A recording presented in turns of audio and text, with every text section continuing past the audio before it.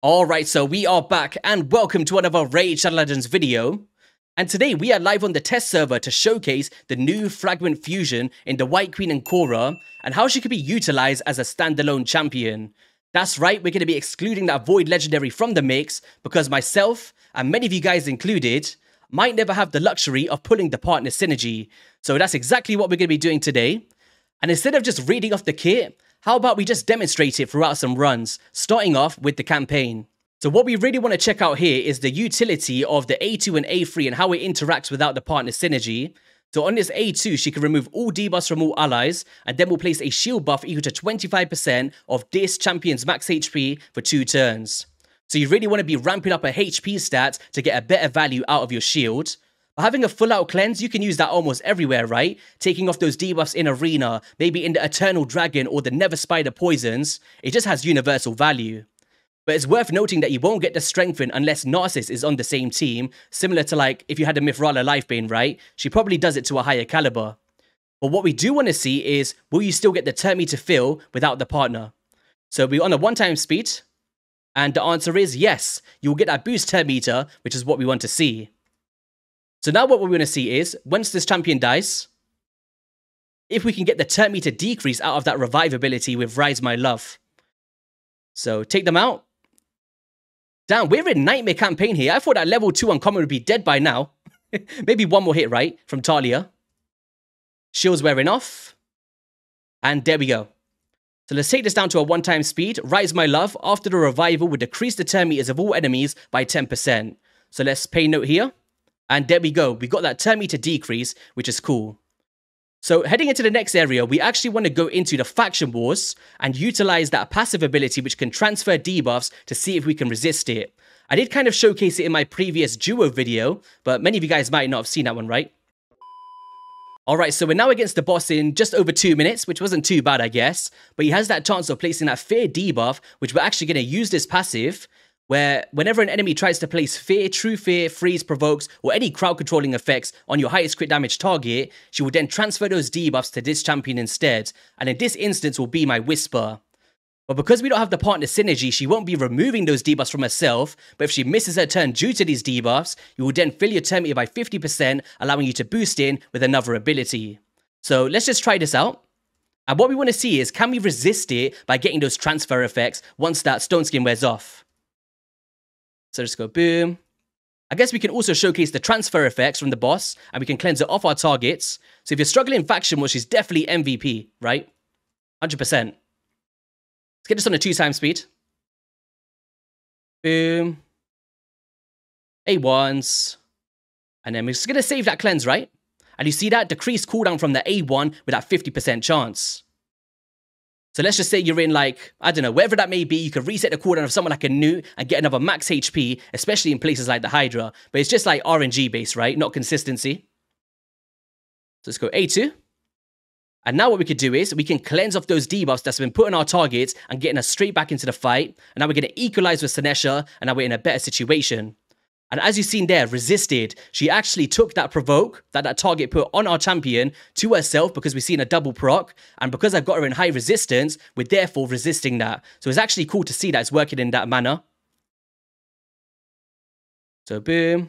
Hopefully we're going to see it again once more from the A1 ability coming through. We've got another cooldown effect there. So target changed, resisted. Cool to see that it's working as I kind of read it.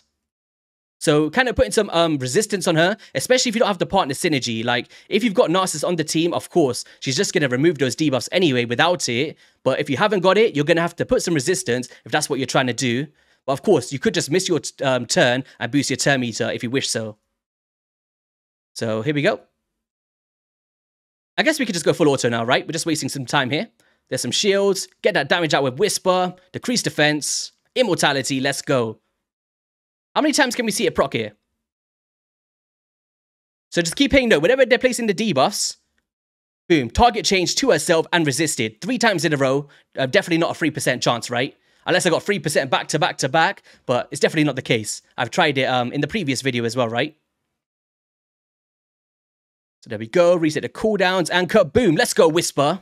And we have got not a lot of damage coming out from her, of course, but it's just all about the support value. So next up here, I've actually got a pretty cool team for the Spider's Lair. So the theory behind this team is going to be utilizing an A1 ability to refresh the procs of the Cold Heart max HP with a 50% chance, of course. It's not guaranteed. But most importantly, we're going to make our Cold Heart die, bring them back very similar to the revival of a Godseeker Neri, reset those cooldowns, and drop down that max HP again. And then we're going to do a very similar effect with White Dryad Nia to do it on the other Cold Heart. And it should be a pretty fun team to watch, I guess. So let's just go through here. We're actually going to do this off auto. Let's just break it down properly, right? So we're going to go for A1 to start off with because we don't need a cleanse. There's no poisons on our targets. And then we're going to open up with a burn ability. We just do a cheeky little A1, right? Why not? Max HP is coming out. And then we could just do another A1 here. Let that champion die, right? And I'm going to detonate. Kaboom! Look at that damage. Let's go Artak. And now they're going for the other Cold Heart. We're like, damn, we don't want this to happen, right? But what we're going to do is do a little cleanse here. And then we're going to reset the cooldown of this Cold Heart, who's now going to come through with another max HP on her next ability. So, boom. Keeping that target there. We're going to drop down those turn meters. And then we're going to take them all out once more. Goodbye, Spiderlings. And then the max HP should be ready for this next ability now. So, boom. And boom. And this spider stands a no chance at this point. A1, did we get a little refresh? Oh, we never managed to get it. It's just RNG. You can't really bank on that, I guess, with the A1. But overall, it's just bringing in those shields, those cleanses, and those revivals to just keep you going. Have we finished them off there? Oh, there's we got one refresh on Artak, I guess. Can we get a cheeky detonation or something? Oh, there we go. Bit longer than expected, but I like to break down the kit more than the speedruns, right? But you can see that if you're progressing, could definitely have some value in the spiders. Next up here, we're going to be going into actually some Doom Tower stuff. I feel like the Eternal Dragon and the Nether Spider are the two highlight areas. So we put a team together like this, which is like a speed team with Geomancer, just so we're not waiting here too long. But throughout this run, we're actually going to cleanse off those initial poisons that they're putting on those targets. So when he's doing those instant detonations attacks, we've got a way to get through that. And then following from it, we're going to be resetting the cooldowns of Newt to get out those max HPs and those Geomancers, for instance. And last but not least, if we die, let's just say our Geomancer falls to the ground. We know we want those reflections in the team or the Vogoth, so bringing them back will just keep that consistency for your team. So we've just taken down wave 2 and now we're facing the boss, where at the opening phase, you're like, oh my gosh, there is poisons absolutely everywhere. But what does she do? Takes up all of those debuffs for you. And that's exactly what we want here to mitigate that incoming damage on our targets, right? We're then going to place those burns and just prioritize onto the boss, followed by a heal reduction from our Venom Mage, allowing those counterattacks not to heal the boss. So it's a very cool speed farming method, which I've actually got a dedicated video on the channel for anyone interested. But let's just say your only option is a Reliquary Tender as a budget one, right? She could definitely come in here and do the job to a much higher caliber, especially if your champions are falling down, because you're getting those full resets. Like, let's just say our Geomancer, she just did it for him with that A1, right, by 2 turns. So let's just speed this up. There we go. Let's see if we can get a refresh on the Newt here for max HP. There we go. We actually got it there. So now we should be able to come through that max HP. And the Vogoth just keeping us alive here. You can see that some of our targets are just falling short here, right?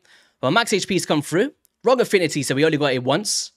There's another cleanse. You know what I mean? Having that fast abilities and just coming through and taking that off is just mitigating that damage for us. So there we go, the hardest stage of the Doom Tower in terms of Nether Spider taken down in 50 turns. And 2 minutes 28 seconds with explaining it, so could be a lot faster. As you see, 2:17. But putting in a phenomenal job for the Nether Spider, for any players out there. Next up is going to be the Eternal Dragon. Very similar concept here, I guess. And what's the theme for this one? Well, for anyone familiar with this boss's mechanics, he actually reduces your cooldowns, right? And you're like, oh damn, I'm now locked out of my active abilities because he's locked them out for us. So what we're going to do is try and use that A1 to try and bring that back for us, right? If you don't have a refresh with someone like a Yumiko, it would definitely be beneficial for accounts out there. So boom, just taking them down a lot quicker on this one. With the Nishak Vermin Lord bomb strategies here. Focus on the boss. And let's see how many times that we could proc this throughout the entirety of the run. There's some max HP. It's just trying to speed up the process with some burns. So there we go, look. Increase our cooldowns. And now, decrease the cooldown straight back to our decreased defense and weaken. And you can see that if you're just trying to do this for the first time, and you re-roll it a few times to get a new max HP or a Geomancer burn, you know, it doesn't cost you any energy to do this. So, there we go. Another one. So, we've got another one. Oh, did it on the A3 this time. Let me get it one more time here. And we're actually taking off those debuffs as well from those minions. So if you're not locking them out or you're not killing them themselves, you can take these block active skills off, these decreased defenses and stuff. And, you know, just leads to consistency for your run. Another A1. Never got a proc there. See? All comes down to RNG. Should have no problem taking this down though. But hopefully you can see the value that she does bring to the table for the Eternal Dragon.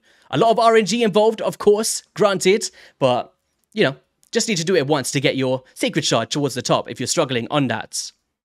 So in terms of the Cursed City, of course, any kind of floor where, you know, you need Knights Revenants only or Legendaries from a specific type only, it's definitely going to come to fruition through these floors where you're limited on options. But I actually can't remember which floor she's going to be in. But I guess it doesn't really matter. It's just wave-based content. She's definitely going to have value for endgame players for the Cursed City of Sintranos, for sure. So I guess next up, I'm just trying to cover all the areas here. I've got a little notepad on the side. We could go into the Classic Arena and try to take down some teams, I guess. But a lot of them are very top tier. So without the synergy of the partner duo, how valuable will she be? So we're just going to start with a team like this. And the reasoning for 3 champions is I actually want my Baron to die so we can bring him back and try and get another nuke out by resetting the cooldowns. And I feel like that would be a pretty cool strategy to see, right? So let's get a cheeky shield on just for some protection. And let's just let the Baron die for now, I guess. Just slow him down a bit. There we go. Boom. And maybe we could deter some of the provokes from Krisk as well. So boom. Took down the Protector. And now he is down. Now he is down. So what we're going to do now is actually do this. Decrease the turn meters. We're going to get a bit of protection on maybe. Could be a viable option. And now, oh wait, there we go. We got the max HP again.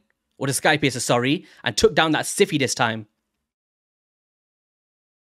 So you could utilize it in that way if you just want to bring back your highest damage dealer to get some more targets out. Unfortunately, we couldn't see the provokes there from the Krisk getting deterred, but it's fine. It's basically just going to work as we're going to resist it because we've got high resistance and tank it through. Bring them back again. Another, look at that. Look at that. Really cool to see. Of course, Baron's a top tier damage dealer, but the lower tiers you are in Arena, you can bring that same theme in if you've got some protectors around them after that revival, because it's not a full turn meter increase or an immediate extra turn. So for the next battle, we're going to go up against a crazy team, +4s, +3s everywhere. So I'm going to have to utilize a double revive strategy to maybe go back and forth. Could be an option as well, right? Let's just lock them out because we don't want Kangathon to be doing some crazy stuff here. We definitely don't. We don't need a cleanse yet. But we got a reset cooldown on the Yumiko. That's nice. Is that going to work? Because I want to see how they can kind of reset each other in a sense. Well, it's by 2 turns, so it's not ready yet. We'll just go like this, I guess. Get some Hex on. Go for a nuke. Nice. Now, we could get a shield on for protection. Could have used it to counter the debuffs, but I do want to see that if we get Petrification on Baron, can we just take that off, right? That's what I want to see. So A1s. Yumiko is almost down. She is almost down. Oh, we set that back, that block active skills. Perfect. And those poisons. Kill that target. Reset the cooldown again. So she should be ready now. Take out some damage from her. Preferably, I'd like it going onto the Duchess to keeping that perfect veil up. Let's just see how many times how viable it is to keep proccing that. Oh, there we go. So block active skills isn't actually part of it, right? Yes, it's not the form of crowd control that she can, you know, kind of transfer their effect for. But we can bring back Yumiko again, full cooldowns again, and it's just a crazy back and forth. I'm going to increase attack on. We can reset again. It's crazy. We can only use an A1 for now. Get another shield on. Ooh, lucky with the Duchess on the weak hit on that second one. I'm even going to be able to take them down. They seem very tanky here. It was a lot easier with the partner abilities, cracking through those shields. But we need to see the value of her by herself, right? Reset cooldown of Duchess. Okay, boom. There we go. That's more like it. But we do need to take this Duchess out now. Otherwise, just going to come through with her revivals, which we don't want to see. So now we can just do this. So the back and forth revival stuff with the reset cooldowns, you can see where it can come to life, even for an endgame player here, granted that you can keep her alive. That's the main thing. A2, come on. Decrease defense. Bit of a shield. Come on, what more cycling abilities here? Oh no, they're back again. They are back again. Come on, reset the cooldown of her. Oh, damn it. We got some surplus damage. At least the revive is dead now. It's a bit of a tough battle here. Bit fun. I'm enjoying this one. There's the Hex. Can we see the petrification get transferred? Maybe not. Reset. Reset Baron. This is actually a fun team. Utilizing endgame champions, of course, but it is fun to watch. Boom. There we go. Took them out, finally. But obviously, against a high-end team, we need to bring in these kind of champions to, you know, counter them. So, really cool to just see all of those procs coming out from the A1s and refreshing the Yumikos without utilizing, like, a Kaimar Yumiko, for instance. Just a different variation of it. Last but not least, I do want to go into the Hydra boss and just show you how it's working in terms of the mechanics, more than a whole team itself. So throughout this run, I actually want to see the interactions with the head of Torment here, because he places those True Fears on targets that attack him, right? As you see here. When attacked by enemies not under perfect veils, we'll be placing a True Fear debuff on them for 1 turn that cannot be blocked or resisted. So what's going to be happening here, from reading the kit of Ankora, is she'll be taking it from our Rise of Arc, who's our highest crit damage target, deterring it to herself, and then she should be boosting her turn meter if she misses her turn due to those debuffs. So let's just go boom. And as you see, debuff blocked, but of course, she's under Stone Skin at the moment. So let's just cycle that one more time. Go boom. There we go. Nice little setup. And okay, we're nearly there now. And we actually reset the cooldown of our Sneak Track as well, if we wanted to utilize another skill there. So there we go. Provokes, right? Did you guys catch that? It kind of sent it back to her. She's in high resistance. Therefore, nobody got provoked out of those 2 champions. So that's a really cool synergy for your crit damage one, because now you can go through and attack a target that you might have wanted to prior. So let's just see this in action now. So we're going to be going in with an A1 on Torment. She should be taking that fear now. So there we go. True Fear on this target. And now I want to see that if it's a 50% turn meter increase if she misses her turn. Speed this up. A1 again. And okay, let's slow this down. Can you miss your turn for us? Okay, so she didn't miss it there. Let's cycle it around one more time. So I've actually had to go through and re-roll the run because I was noticing something that wasn't working as intended, I would say, from this passive with the Queen Consort. Because it says, whenever an enemy tries to place a fear, true fear, etc. from a crit damage target, will transfer it to herself. She will then fill the turn meters of this champion by 50% if this champion misses that turn due to one of these debuffs, making that occur. But what I was noticing was, she wasn't getting the 50% turn meter increase. So let's just try this one more time live to make sure. So there we go, missed that turn, and that does not look like 50% turn meter to me. So there's something going on here, guys. I'm going to have to actually send this over to Raid so they can fix this before you guys get your hands on this champion, right? Because the last thing that you want is no turn meter increase from those transfer effects. Brings up to a 2x speed. We're transferring those debuffs one more time. Now, it is a 50% shot, so it's not guaranteed to keep happening, right? But there's the provokes. Target changed and she resisted it. So at least that one's cleared up. That you can resist those provokes for him. But can we miss that turn one more time here? A1. Miss that turn. No turn meter fill. I didn't see the animation. And I'm also not seeing it at the bar where it should be. So I'm really hoping that they do come through and switch this up as soon as possible. It is one of the reasons why I like to go and deep dive into the kits to find out these things. So when it goes live into the game, you guys don't have to deal with this throughout your Hydra runs. So yeah, just to kind of wrap this up here, like throughout Hydra, yes, she's going to be a very viable option. She is cleansing off those debuffs for you and deterring those provokes and resisting it with the stats that we put on this champion. And she's also going to reset those cooldowns of your champions with that A1. So someone like a Coroner can get out those provokes more consistently, or even like a Missionaki with a Hex to remove those debuffs. So the way that we got it built today was in a Stone Skin, right? And there's various ways that you could build this champion. For some examples, I've got a screenshot of one I did in my previous video, which is not that screenshot. It is this one. We're not doing a meet to greater episode today. So you can see here that we've got a righteous build of high resistance to try and counter those mechanics once more of transferring those crowd controlling effects to our target. And then resisting them, of course. And then this is allowing us to get speed and resistance. And it's just a very viable build that you could put on this champion. Of course, if I do bring up the website, we've got champion guides for all different champs. So we go screen capture. Can we make it work? And hopefully this video doesn't crash this time because in my last time when I recorded it, the whole thing just went bust. And then I was like, damn, we need to record it tomorrow now. So you can see here, in spiders can perform very well. In terms of dragon, you're going to be able to take off those poisons and reset those cooldowns. She can be good in like the ice column as well to take off those freezes and also some various other areas here. In terms of masteries, if you're going for more general PvE build, you can go with something like this where you've got that War Master, but just remember, she doesn't have multi-hit abilities with like the A2 and A3.